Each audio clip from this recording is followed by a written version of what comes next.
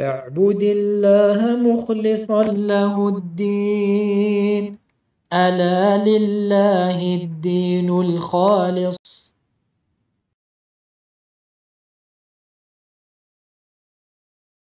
إن الحمد لله نحمده ونستعينه ونستغفره ونعوذ بالله من شرور أنفسنا ومن سيئات أعمالنا. من يهديه الله فلا مضل له ومن يضلل فلا هادي له، وأشهد أن لا إله إلا الله وحده لا شريك له، وأشهد أن محمدا عبده ورسوله صلى الله عليه وعلى آله وأصحابه وسلم. يا أيها الذين آمنوا اتقوا الله حق تقاته ولا تموتن إلا وأنتم مسلمون. يا أيها الناس اتقوا ربكم الذي خلقكم من نفس واحدة وخلق منها زوجها وبث منهما رجالا كثيرا ونساء، واتقوا الله الذي تساءلون به والأرحام إن الله كان عليكم رقيبا. يا أيها الذين آمنوا اتقوا الله وقولوا قولا سديدا يصلح لكم أعمالكم ويغفر لكم ذنوبكم، ومن يطع الله ورسوله فقد فاز فوزا عظيما. أما بعد، فإن أصدق الحديث كتاب الله، وخير الهدي هدي محمد صلى الله عليه وسلم، وشر الأمور محدثاتها، وكل محدثات بدعة، وكل بدعة ضلالة، وكل ضلالة في النار. حمانا الله وإياكم من النار. أحبتي الكرام، ما زلنا ندرس كتاب الأدب المفرد للعلامة الإمام في الحديث محمد بن إسماعيل البخاري رحمه الله تعالى، على شرح فضيلة الشيخ محمد رسلان حفظه الله. وصلنا إلى أو ما زلنا في باب التمادح، في باب ما جاء في التمادح. نعم، اقرأ أخي مهدي. الحديث: حدثنا محمد قال حدثنا محمد بن الصباح. قال الإمام البخاري رحمه الله: حدثنا محمد قال حدثنا محمد بن الصباح قال حدثنا إسماعيل بن زكريا قال حدثني بريد بن عبد الله عن أبي بردة عن أبي موسى قال: سمع النبي صلى الله عليه وسلم رجلا يثني على رجل ويطره، فقال النبي صلى الله عليه وسلم: أهلكتم أو قطعتم ظهر الرجل. طيب. Donc on poursuit nos cours sur l'explication de ce recueil de hadith qui est l'Adab al-Mufrad. Donc un recueil de hadith, comme vous le savez, au sujet du comportement que doit adopter le musulman. Tous les comportements que se doit d'adopter le musulman dans sa vie. Et parmi les comportements qu'il doit éviter, at-tamaduh. C'est quoi at-tamaduh? Qui nous rappelle c'est quoi, Walid? Non. At-tamaduh ay al-mubalagha fil madh. Le fait d'exagérer en faisant les éloges de quelqu'un. Exagérer en faisant les éloges de quelqu'un. At-tamaduh. Taïb. Donc il dit ici l'imam al-Bukhari rahimahullah ta'ala, qui rapporte que donc Muhammad a dit, Muhammad ibn Sabbah nous a rapporté et a dit, Ismaïl ibn Zakariya nous a rapporté et a dit, Burayd ibn Abdillah m'a rapporté selon Abi Burdah, selon Abi Moussa, radiyallahu anhu, qui a dit: le prophète sallallahu alayhi wa sallam entendit un jour un homme faire les éloges d'un autre homme. Wa yutrihi. Ma ma'na yutrihi? Ma ma'na yutrihi? Ma huwa al-itra? Al-itra.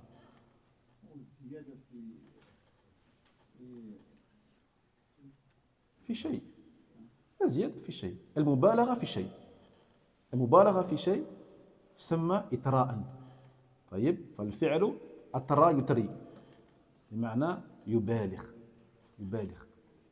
d'accord donc ici le prophète alayhi salatu wassalam il entendit un homme faire les éloges d'un autre homme mais en exagérant il a exagéré dans ses éloges et écoutez ce qu'il a dit le prophète alayhi salatu wassalam il a dit vous l'avez tué vous avez tué la personne qui a reçu ces éloges-là, ces éloges excessifs. Vous l'avez tué ou vous lui avez coupé le dos. Vous lui avez cassé le dos, si vous voulez, pas l'expression. Dans le sens, vous l'amenez à sa perte en faisant ses compliments, en le flattant de la sorte, de manière exagérée. Eh bien, vous êtes en train de le mener vers sa perte. Et pas vers sa perte, fi dunya, mais fi l'akhirah. Fi l'akhirah. Pourquoi? Qui peut nous expliquer en quelques mots pourquoi le fait d'exagérer dans les éloges de quelqu'un l'amène vers sa perte fi l'akhirah? Donc, quand on dit vers la perte fi l'akhirah, ça veut dire vers l'enfer. Ça le mène vers le feu de l'enfer. Comment, subhanallah? Alors qu'il n'a rien fait, lui. C'est lui qui reçoit les éloges, il n'a rien demandé. Pourquoi ça le mène vers le feu de l'enfer, Mohamed? Parce qu'à travers ces exagérations, il peut avoir une grosse fierté en soi qui le mène à se comporter par orgueil. أحسنت نعم لأن هذا المدح أو التمادح يجره إلى الكبر الكبر وتكبر وتجبر نعم وهذا الكبر لا يدخل به المرء في الجنة أبدا لا يدخل الجنة d'accord pourquoi parce que comme il a dit Mohammed hafidahullah cela le mène vers l'orgueil vers l'autosatisfaction vers l'auto-émerveillement de soi-même l'autocomplaisance la fierté, la vanité, l'arrogance. Et toutes ces choses-là, elles mènent où? Elles mènent à l'enfer. Elles mènent à l'enfer. N'oubliez pas le hadith du prophète sallallahu alayhi wa sallam qui dit notre rapport au paradis, celui qui a l'équivalent d'une petite fourmi dharra, min kibr, d'orgueil. Et les ulama, ils disent, ça veut dire que celui qui meurt avec cet orgueil-là en lui, même s'il est mort sur le tawhid, même s'il est mort sur la salat, il devra faire un passage. Il ne pourra pas entrer au paradis avec le premier groupe. Mais il devra faire un séjour en enfer. Quels sont les signes qui montrent qu'on commence à avoir de l'orgueil? Le cher il va en parler, Inch'Allah. طيب. إذن فعلى الإنسان أن يسير إلى ربه سبحانه وتعالى بجناحين اثنين بمطالعة المنة ومشاهدة عيب النفس والعمل ورأينا دعاء النبي صلى الله عليه وسلم حيث قال يا مقلب القلوب ثبت قلبي على دينك أو يا مصرف القلوب صرف قلبي على طاعتك فالرجل يحتاج إلى عون الله سبحانه وتعالى في كل شيء في البر والطاعة والعبادة ولهذا نقول في كل ركعة إياك نعبد وإياك نستعين يعني نستعينك يا الله في عبادتنا إياك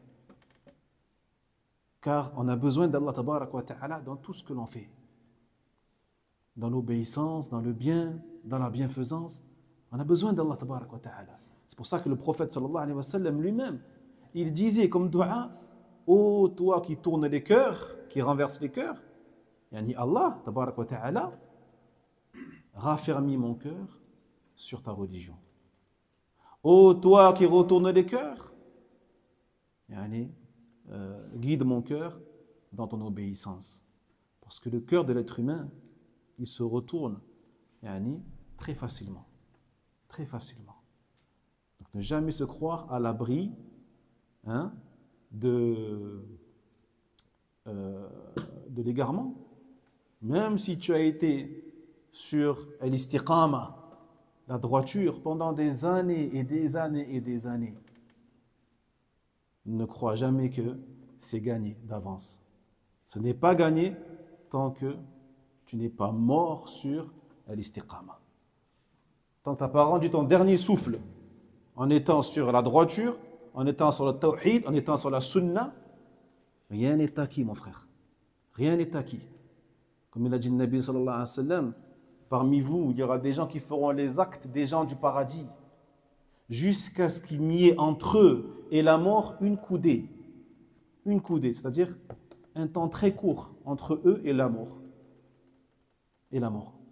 Puis, ils se mettent à faire les actes des gens de l'enfer et ils meurent dessus. Regardez ce parallèle. Toute leur vie, ils ont fait les actes des gens du paradis. Et juste avant de mourir, ils se mirent à faire les actes des gens de l'enfer et ils sont morts dessus. Et ils rentrent en enfer. Et à l'inverse, parmi vous, des gens feront les actes des gens de l'enfer jusqu'à ce qu'il y ait entre eux et l'enfer ou la mort une coudée. Il y a un temps très court. Puis ils se mirent à faire les actes des gens du paradis. Et ils rentrent au paradis. Donc ne vous croyez pas à l'abri du stratagème d'Allah tabaraka wa ta'ala.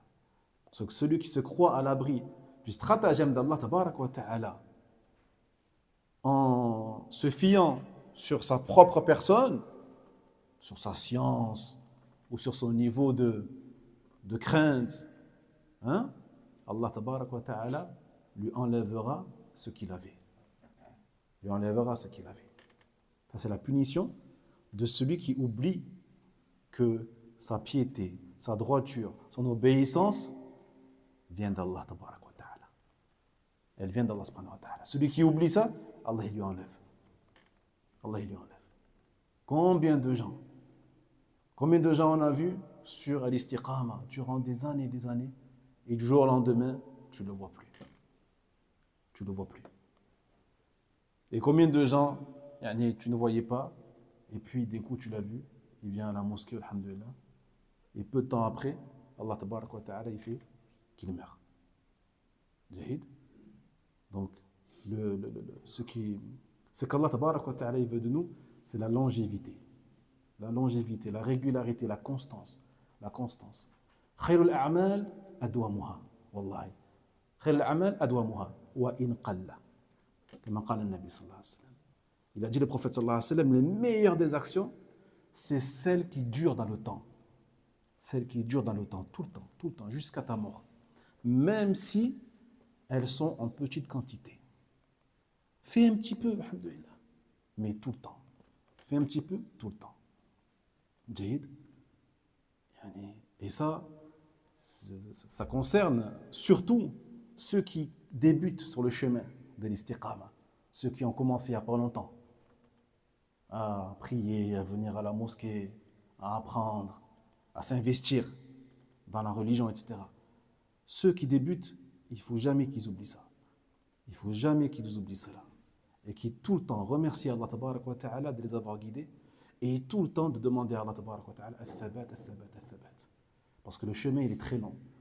Le chemin, il est très long et le shaitan et le nafs aussi, ton ego, le shaitan, le shayatin, ils vont tout faire pour t'égarer.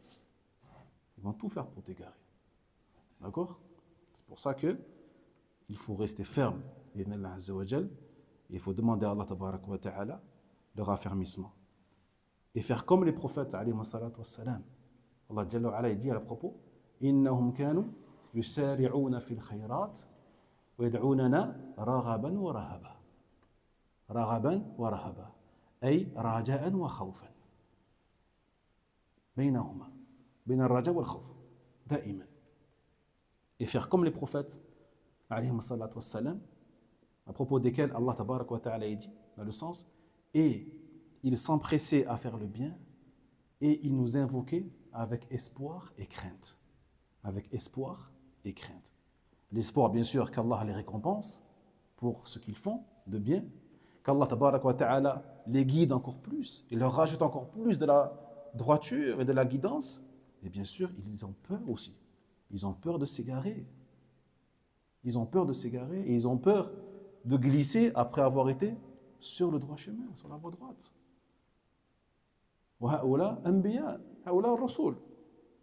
Si les messagers d'Allah tabarak wa ta'ala, ils ont peur, que dire de moi, que dire de toi?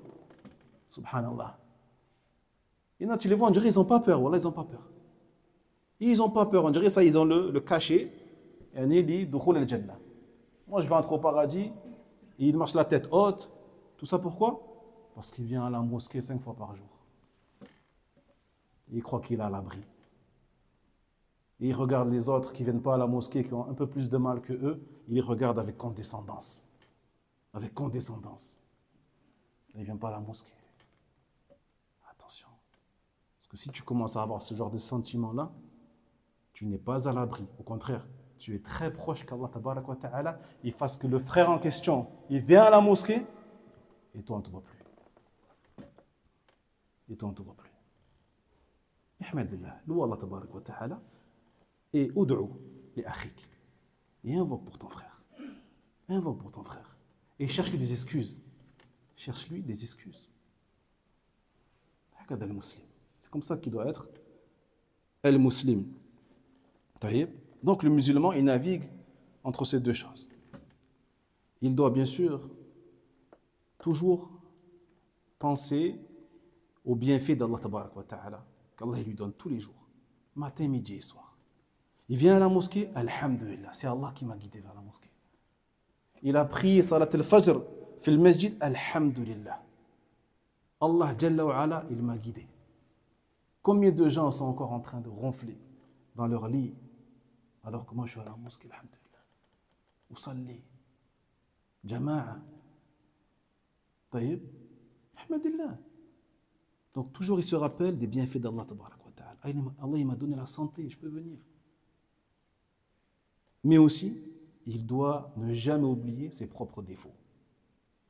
Donc ces deux aspects. Regardez toujours les bienfaits d'Allah tabarak wa ta'ala sur lui.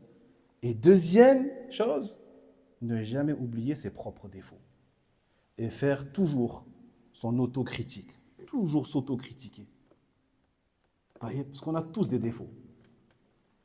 On a tous des défauts. Donc ne jamais oublier ses défauts, ses manquements. Pour justement ne pas tomber dans al-kibr, l'orgueil.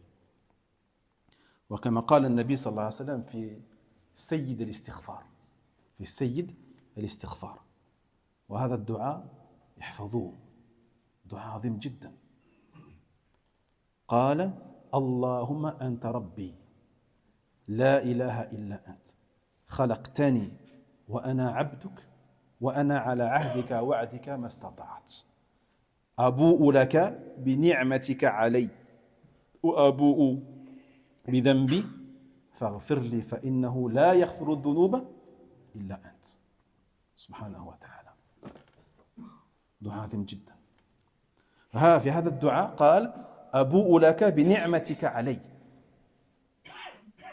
إن أبوء لك أي أعترف بنعمتك علي نعم أقر وأعترف أي وهذا مطالعة المنة مطالعة المنة من الله سبحانه وتعالى وقوله وأبوء بذنبي مشاهدة عيب النفس والعمل بين هذا وهذا بين الرجاء والخوف. Il disait le prophète sallallahu alayhi wa sallam dans la dua qu'on appelle Sayyid al-Istighfar, le maître de la demande de pardon. Pourquoi on l'appelle comme ça, cette dua? Pourquoi l'appelle-t-on comme ça, Sayyid al-Istighfar? Ahsant. Parce que c'est la meilleure façon de demander pardon à Allah tabaraka wa ta'ala. Sayyid al-Istighfar. Apprenez-la par cœur et faites-la matin et soir. Il disait Allahumma anta rabbi. Oh Allah, tu es mon Seigneur. La ilaha illa ant. Regardez, subhanallah. Il commence à glorifier Allah et à proclamer quoi? Tawhid. Tawhid. La ilaha illa ant. Quoi de mieux pour louer Allah tabarak wa ta'ala que par le tawhid? Allahumma anta rabbi, la ilaha illa ant. Donc on a fait قوله اللهم أنت ربي, هذا توحيد في الربوبية, أنت ربي. طيب لا إله إلا أنت, هذا توحيد في الألوهية, العبادة. خلقتني وأنا عبدك. Tu m'as créé et je suis ton serviteur. وأنا على عهدك ووعدك ما استطعت. Et je ferai, dans le sens de mon mieux, selon mes capacités, pour honorer mes engagements envers toi. Pour honorer mes engagements envers toi. Et le pacte que l'être humain il a passé avec toi. Donc le fait qu'ils disent ça montre qu'il est faible. C'est pour montrer sa faiblesse. Que forcément, il y a des choses qu'il ne pourra pas faire à cause de sa faiblesse. Mais je ferai mon possible. Je ferai de mon mieux, selon mes capacités.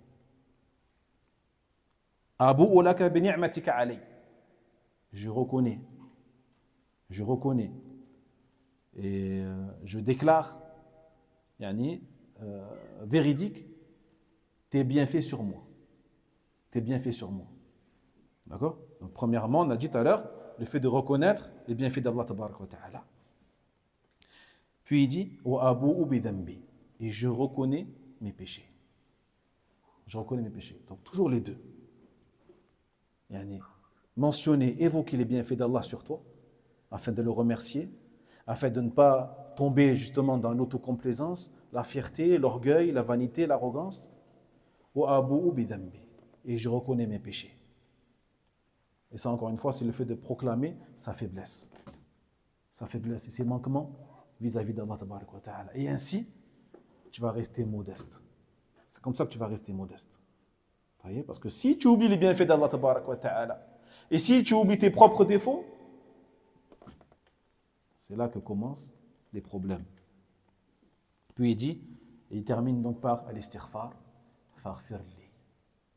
Donc après avoir dit tout ça, après avoir proclamé le tawhid d'Allah, fi al-rububiyya, fi al-uluhiyya, le fait que tu es le serviteur d'Allah et que tu feras tout ton possible pour tenir tes engagements envers lui, après avoir reconnu ses bienfaits sur toi, après avoir reconnu tes péchés, là tu peux lui demander pardon. Faghfirli. Pardonne-moi. فإنه لا يغفر الذنوب إلا أنت. Car nul ne pardonne les péchés si ce n'est toi, ya Allah tabaraka wa ta'ala.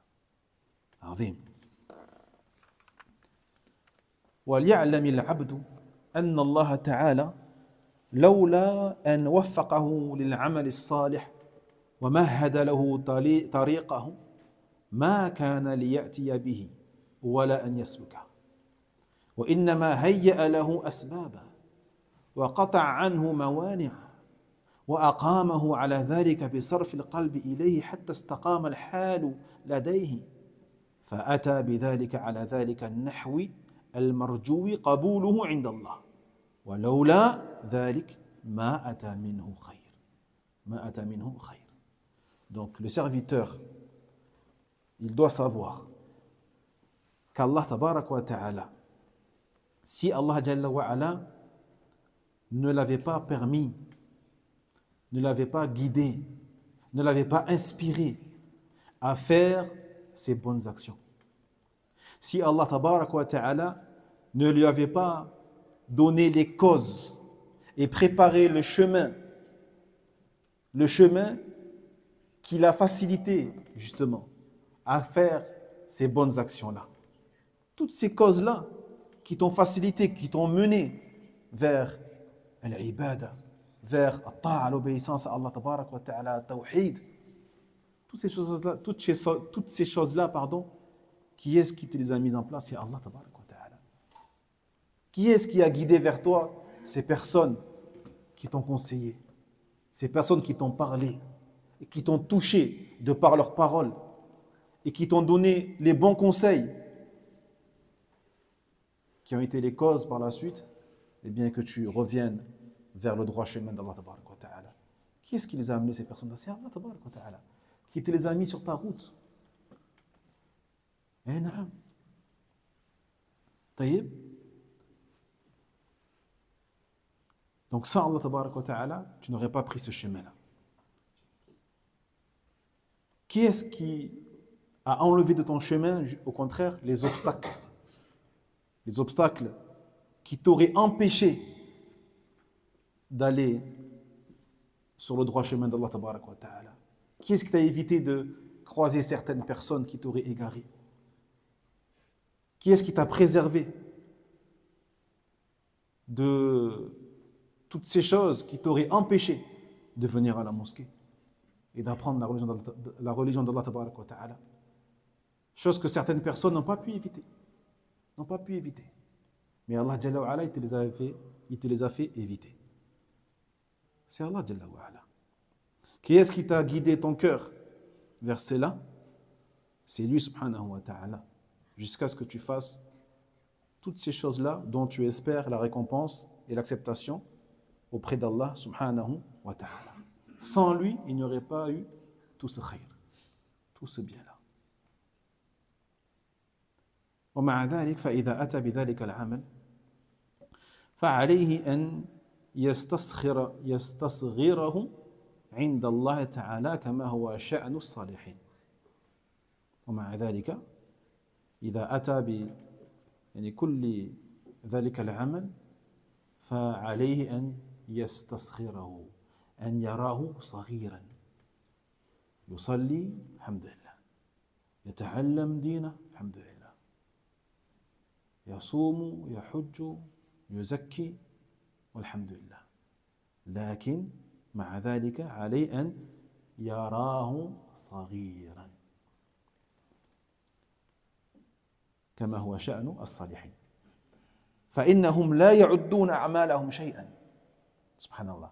مع ذلك لا يعتبرون أعمالهم شيئا، لا شيء، لا شيء، لأنهم يخشون، لأن الناقد بصير، الناقد بصير، أن تنطوي الأعمال على ما يحبطها ويبطلها، ولأنه ليست العبرة بكثرة الأعمال، وإنما العبرة بتصفية وتخليص الأعمال من شوائبها ومما يحبطها، وهذا أمر لا يعلمه إلا الله رب العالمين.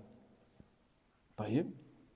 Et malgré tout ça, malgré le fait qu'il ait fait tous ces actes d'adoration, as-salat, la prière, le jeûne, le pèlerinage, la véracité, l'apprentissage du Coran al-Karim, la prière en groupe, az-zakat, as-sadaqat, al-nafila, les prières facultatives, tout ça. Même s'il fait toutes ces choses-là, masha'Allah, il se doit toujours de se sentir petit, de se voir comme étant un petit, une petite créature faible auprès d'Allah tabaraka wa ta'ala et qui ne peut rien sans Allah subhanahu wa ta'ala. Car cela est l'état des gens pieux. Ar-rajul as-salih se voit toujours petit. Ne se voit jamais trop grand ou assez grand, non. Toujours صغير. أنا صغير. أنا لست بشيخ. لست بشيء. لست بطالب. أنا طويلب. كما قال الشيخ الألباني رحمه الله تعالى. أنا طويلب العلم. طويلب صغير. فما بالنا نحن. طيب. Donc, le musulman, il se voit toujours petit. Et il doit toujours voir ses actions comme étant rien du tout en vrai. Même s'il a prié les 5 prières à la mosquée, à la fin de la journée, il ne faut pas que se dise « Ah, aujourd'hui j'ai fait, machallah. Ah, aujourd'hui j'ai assuré, au top. » Non, c'est rien. J'aurais pu faire mieux. J'aurais pu avoir plus de concentration dans mes prières, plus de sincérité, plus de méditation, plus de réflexion, plus de prières nawafil, plus de afkar, plus de... Est-ce que j'ai fait une sadaqa? Je n'ai pas fait de sadaqa aujourd'hui. J'ai rien donné aux pauvres. Est-ce que j'ai rendu service à quelqu'un aujourd'hui? À ma mère, mon père, mes voisins? Ah, voilà, je crains. Je crains. C'est comme ça qu'un homme pieux doit gamberger. À la fin, il doit arriver à la conclusion, je suis nul. Pourquoi? Parce que les gens qui craignent Allah tabaraka wa ta'ala, toujours, ils ont peur que leurs actions soient refusées et rejetées à cause de l'ostentation, à cause du fait que il n'a pas été assez recueilli, concentré dans sa prière. Il a peur. Parce que personne n'est à l'abri. Et encore une fois, ce qui est le plus important, ce n'est pas la quantité. Ce n'est pas la quantité des actes d'adoration que tu vas faire. Mais ce qui est le plus important, c'est leur pureté. Wallahi, c'est leur pureté. C'est la purification de ce que tu as fait. De toute souillure et de toute saleté qui pourrait venir les annuler ou les invalider. Toute saleté. وهكذا هو الإخلاص. هذا هو الإخلاص. ما هو الإخلاص؟ الإخلاص هو تصفية الأعمال من كل شوائب الشرك. C'est ça l'ikhlas. Quand on dit l'ikhlas, eh bien, on parle du fait de purifier toutes tes actions de toute tâche, de toute impureté d'association à Allah subhanahu wa ta'ala. C'est pour cela que souvent je conseille aux frères, avant d'émettre une intention, une niya, prends un petit moment. Prends un petit moment. Avant de venir à la mosquée ou avant de venir t'asseoir, apprendre la religion d'Allah tabaraka wa ta'ala, ou avant même d'entrer en prière, Allahu Akbar. Prends 5 secondes, juste 5 secondes. Je vais rentrer en prière, je vide mon cœur. Je vide mon cœur. Si je vais rentrer en prière, ce n'est pas par ostentation. Aucune créature ne mérite que je prie pour elle. Aucune créature ne mérite que je récite pour elle. Aucune créature ne mérite que j'embellisse ma voix pour elle. Je vide mon cœur, je le vide. Et je laisse qu'Allah tabaraka wa ta'ala dedans. J'enlève toutes les tâches, toutes les impuretés qui pourraient me gêner et qui pourraient faire que mon action, elle soit diminuée. Pareil, avant de venir à la mosquée, vide ton cœur. Purifie ton cœur. Wallahi, purifie ton cœur. Est-ce que je viens à la mosquée pour rencontrer les frères? Est-ce que je viens à la mosquée pour m'asseoir avec les frères et discuter? Est-ce que je viens à la mosquée parce que j'ai un intérêt terrestre? Est-ce que je viens à la mosquée par ostentation? Est-ce que je viens à la mosquée pour me sentir bien? Non, enlève tout ça. Tu ne viens pas à la mosquée pour ça. Tu viens à la mosquée pour adorer Allah tabaraka wa ta'ala. C'est tout. C'est tout. Tu viens à la mosquée pour plaire à ton Seigneur subhanahu wa ta'ala. Parce que c'est ton devoir. Je ne viens pas à la mosquée pour me sentir bien, pour apaiser mon cœur. Je viens à la mosquée pour adorer Allah tabaraka wa ta'ala parce que c'est mon devoir. Et si en plus Allah il fait que mon cœur soit apaisé, alhamdulillah, bien sûr. Hadi ni'ma. Mais ça c'est secondaire. C'est secondaire. Laquelle niyatuka, ton intention, ta seule intention, en vérité, est d'adorer Allah subhanahu wa ta'ala. Taïeb. Donc on a dit, ce qui est le plus important, c'est de purifier tes actions de toute impureté. C'est une chose, bien sûr, que personne ne peut déceler, ce n'est Allah subhanahu wa ta'ala. Yani ton niveau de sincérité et de pureté dans ton action. جيد. فعلى الإنسان أن يخشى على قلبه وعليه أن لا يأنس إلى مدح مادح. يعني لا يحب ولا يأنس على مدح مادح لأنه يعلم الله تعالى حقيقة نفسه وقلبه وهو يعلم ما به من التقصير وينظر منه أو ينظر منة الله سبحانه وتعالى عليه بالتوفيق. Donc, l'être humain se doit d'avoir peur pour son cœur et donc de ne jamais se sentir flatté ou heureux qu'on fasse ses éloges. Ne te sens jamais joyeux quand tu entends quelqu'un qui fait tes éloges. Ou quand un frère te dit « Waouh, Masha'Allah, on a parlé en bien de toi. On a parlé en bien de toi. » La dernière fois, tu as pris le micro, tu as parlé, et les gens, ils ont tous dit « Masha'Allah, trop bien parlé, le frère. Il est éloquent. » etc. Ne sois pas heureux. Ne sois pas flatté. Au contraire, khaf min Allah subhanahu wa ta'ala. Aie peur d'Allah tabarak wa ta'ala et crains pour ton nafs. Crains pour ton cœur. Wow, les gens ils ont dit, Masha'Allah, tu récites bien, tu as une belle voix. Ou tu fais bien l'adhan. Tu fais bien l'adhan. Tu as une voix exceptionnelle. Est-ce que tu seras joyeux au fond de toi? Ou est-ce qu'au contraire, tu vas avoir peur? Tu vas avoir honte? Tu vas baisser la tête? طيب. الرجل الصالح يخشى الله سبحانه وتعالى. À ce moment-là, il aura peur pour lui-même. Il ne sentira pas de joie. Il ne sera pas content qu'on lui dise ça. Il ne sera pas content. طيب. Car Allah Jalla wa Ala, il sait ce que les gens ne savent pas. Il sait ce qu'il y a dans ton cœur que les gens ne savent pas. Et toi aussi, tu le sais. Et toi, tu connais tes défauts. Et tu connais tes manquements. Et tu sais ce que tu fais quand tu es tout seul en privé. Et que les gens ne te voient pas. Donc, comment peux-tu te sentir joyeux quand on fait tes éloges?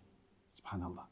Comme disaient les salaf salih, ils disaient certains, si les gens savaient les péchés que je fais, Allah, ça ne serait même pas à côté de moi. Ça ne serait même pas à côté de moi. Si mes péchés avaient une mauvaise odeur, les gens me fuiraient. Les gens me fuiraient. Habib, c'est ça que tu voulais dire? Je savais, c'est pour ça. Donc il doit reconnaître ces choses-là qu'il y a dans son cœur. Et il doit se corriger, bien sûr. Il ne doit pas rester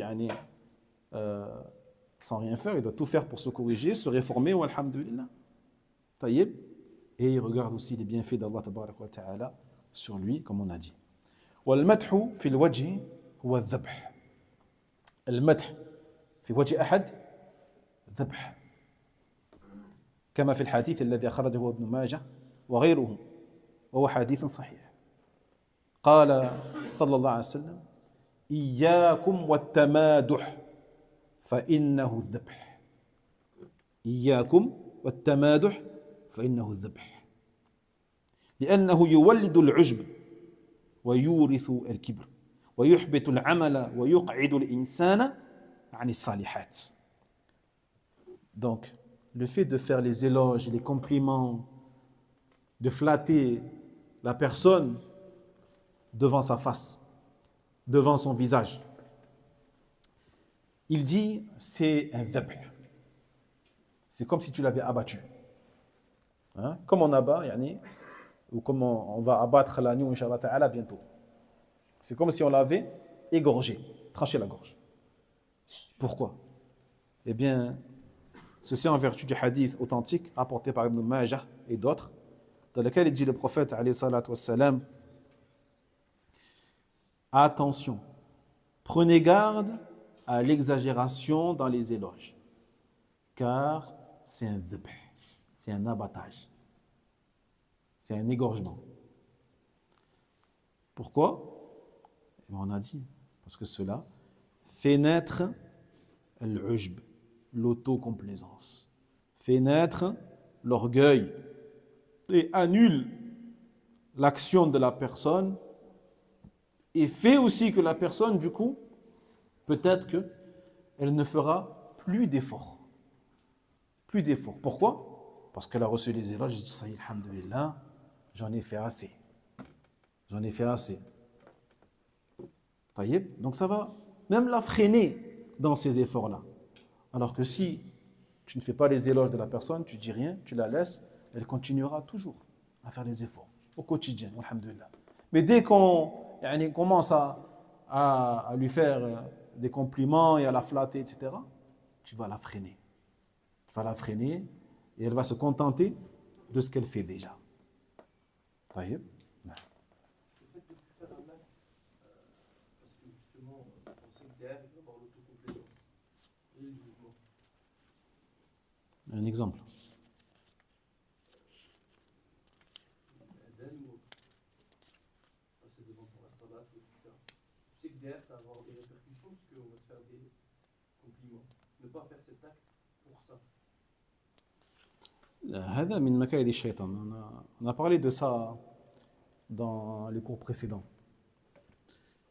Il fait partie des ruses du diable aussi, justement, de faire en sorte que tu arrêtes, tu cesses de faire certains actes d'adoration, parce que tu penses que tu vas être touché par l'ostentation ou tu vas être touché par l'orgueil. Et les salafs, ils disent, quand tu sens que Shaitan, il veut te faire croire que tu vas faire preuve d'ostentation, ils disent, fais encore plus de choses. Zid fi l'ibada, zid fi salat, zid fi touli salat. Tu vois? Donnez comme exemple celui qui est en prière. Et Shaitan, il vient à lui, il lui dit, tu es en train de faire preuve de riya, d'ostentation dans ta prière. Qu'est-ce qu'ils faisaient les salafs? Ils rallongent encore plus la prière pour lui fermer sa bouche. Taïeb. Mais bien sûr, ils combattent le riya. Ils combattent. Non, j'ai purifié mon cœur. On a dit, on purifie son cœur de tout riya et on continue, alhamdoulilah. Parce que... Hein? Ah oui, c'est mujahid al-nafs. C'est mujahid al-nafs. L'ikhlas, c'est l'une des choses les plus difficiles à concrétiser. Et c'est une bataille de toute une vie. De toute une vie. Taïeb.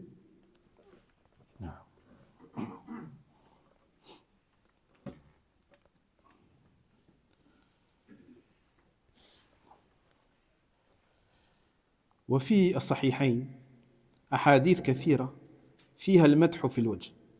يعني إذا حكى المدح في الوجه فكيف يجمع بين النهي عن المدح في الوجه وما جاء من المدح في الوجه. يعني في صحيحين أحاديث كثيرة فيها المدح في الوجه، وهذا ذكرنا في درسنا الماضي. فكيف نجمع بين أحاديث فيها المدح في الوجه والحديث عن النهي عن المدح في الوجه؟ الجواب أن النهي محمول على المجازفة في المدح، محمول على المجازفة في المدح والزيادة في الأوصاف أو على من يخاف عليه فتنة، على من يخاف عليه فتنة من إعجاب ونحوه إذا سمع المدح. وأما من لا يخاف عليه، أما من لا يخاف عليه ذلك لكمال حاله ورسوخ عقله ومعرفته فلا نهي عن مدحه في وجهه إذا لم يكن فيه مجازفة، بل ربما حصل بذلك مصلحة. قال الشيخ بل ربما حدث في ذلك مصلحة، كأن ينشط للخير، قد تكون تنشيطا له للخير ويزداد منه أو يداوم عليه وقد يقتدى به فيه، فإذا كان ذلك كذلك كان مستحبا. طيب هذا يحتاج إلى فقه، يحتاج إلى فقه وفهم وحكمة، والحمد لله. Il faut savoir que dans les deux sahih, Al-Bukhari et Muslim, on a beaucoup de hadiths dans lesquels des sahaba, salaf, ils ont fait les éloges les uns pour les autres, devant eux, sans que cela ne soit forcément blâmé ou réprimandé.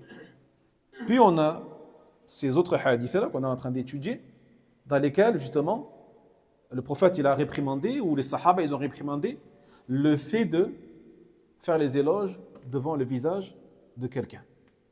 Donc comment réunit-on ces deux types de hadiths? Dans certains hadiths, on voit qu'il est permis et qu'ils l'ont fait. Et dans d'autres hadiths, on voit que cela a été réprimandé et réprouvé.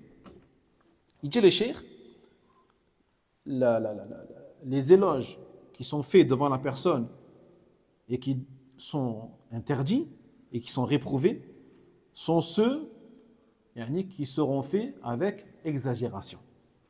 Avec exagération, ou qui sont faits devant quelqu'un qui n'est pas assez mature et responsable et solide pour ne pas tomber dans l'orgueil ou l'autocomplaisance. Mais celui, ça on l'a dit déjà la semaine dernière, vous vous rappelez, mais celui dont on ne craint pas ces choses-là, grâce à ce qu'Allah tabarak wa ta'ala lui a donné comme sagesse, d'accord, comme maturité, comme intelligence, comme raison, eh bien celui-là, il n'est pas interdit de faire ses éloges même devant lui. Même devant lui. À condition que ce soit bien sûr la vérité, sans exagérer. Parce que même si lui, il est à l'abri, mais il n'exagère pas, ne ment pas dans tes éloges. Comme tu n'as pas à mentir dans les critiques. Le musulman, il est toujours véridique dans ce qu'il dit, dans ce qu'il fait. Que ce soit dans les éloges, il est véridique, il ne dépasse pas la vérité.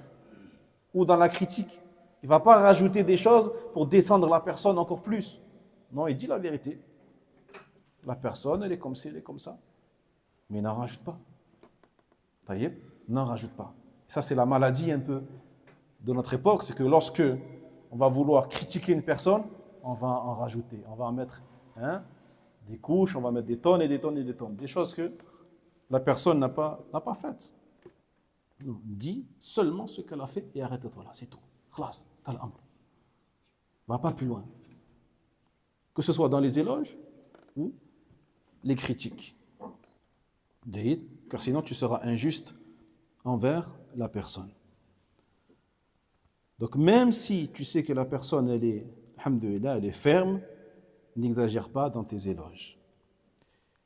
Et il se peut même qu'il soit recommandé de faire les éloges de quelqu'un devant lui.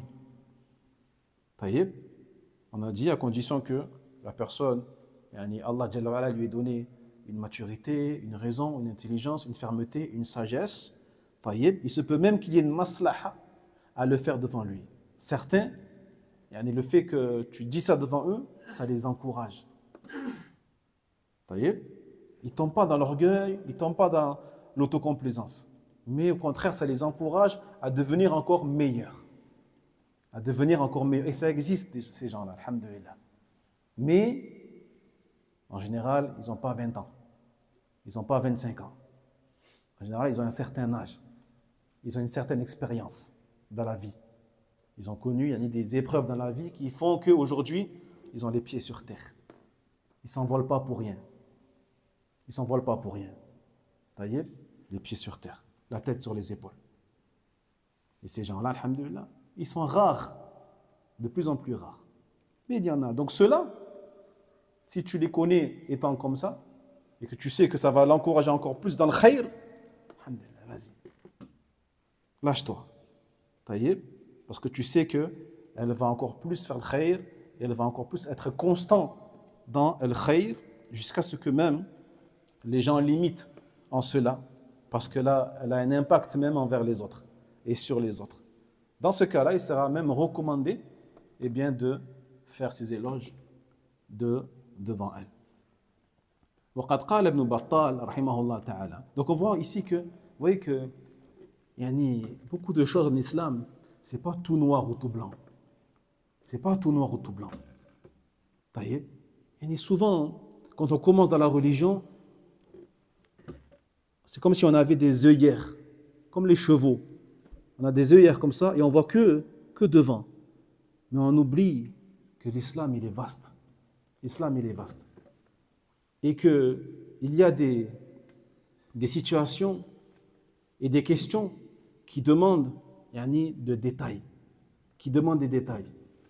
Et chaque situation, chaque personne, il se peut qu'elle soit concernée par un jugement différent. Par un jugement différent. Comme on le voit ici. Certains, il sera interdit de faire ces éloges. Ni devant eux, même en leur absence. Ne fais pas, parce que eux, c'est des petits moineaux. Ne fais pas. Certains, tu peux le faire en leur absence, mais pas devant eux. Pas devant eux. En leur absence, tu peux dire du bien d'eux, alhamdoulilah. Mais devant eux, évite, c'est mieux. Et certains, vas-y, fais, complimente-les, alhamdoulilah, parce que ça les encourage. Donc, chaque personne, elle a un contexte, elle a une personnalité propre à elle. On n'est pas tous pareils. On n'est pas tous pareils. L'islam, c'est pas juste tu prends une fatwa et tu l'appliques sur chaque personne. C'est pas comme ça l'islam. L'islam, c'est pas la science légiférée, le site là qu'il y a sur internet. La science légiférée. Des fois, les gens, ils viennent, tous les jeunes.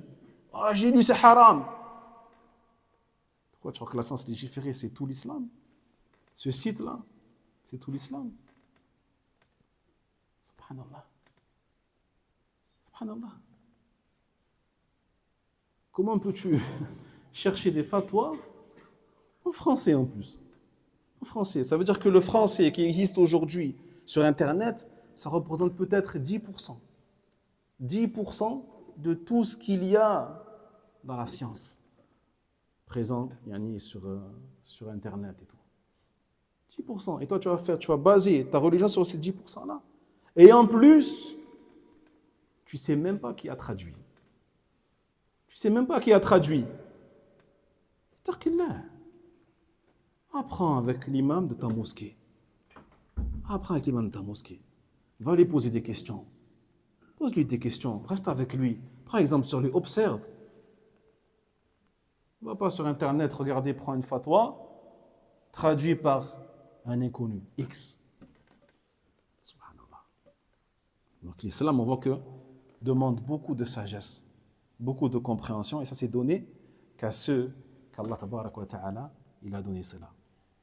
قال ابن بطال حاصل النهي أن من أفرط في مدح آخر بما ليس فيه لم يأمن حينئذ على الممدوح العجب لظنه أنه بتلك المنزلة التي أتى بها مقرا المادح مع ما أفرط فيه في مدحه فربما ضيع الممدوح حينئذ العمل وترك الازدياد من الخير اتكالا على ما وصف به. Comme il a dit Ibn Battal, rahimahullah ta'ala, donc le résultat de l'interdiction nous montre que celui qui exagère dans les éloges pour quelqu'un d'autre, en disant des choses en plus qui ne sont pas vraies sur la personne. La personne ne possède pas ces qualités-là. Taïeb, eh bien, amènera cette personne-là vers al-ujb, l'autocomplaisance, et à penser qu'elle possède vraiment ces qualités-là. Il se peut même qu'elle se persuade elle-même qu'elle est vraiment comme ça, alors que ce n'est pas du tout la vérité. Ce n'est pas du tout le cas. Pourquoi? Parce que d'abord on l'a convaincue, et après elle s'est auto-convaincue de cela. Ah oui, c'est vrai, je suis un bon en vrai. Je ne savais pas, tu me l'apprends. Et elle y croit. Et elle y croit. Il se peut même qu'elle délaisse donc les bonnes actions, elle délaisse la constance, la régularité et ses efforts. À cause de quoi? À cause d'une phrase qu'on lui a dit un jour en faisant ses compliments. طيب وظنا منه أنه قد حقق المنزلة التي مدح بها وتريا ولا يكون ذلك كذلك ولذلك بوب البخاري بابا فقال باب من أثنى على صاحبه إن كان آمنا به. D'accord?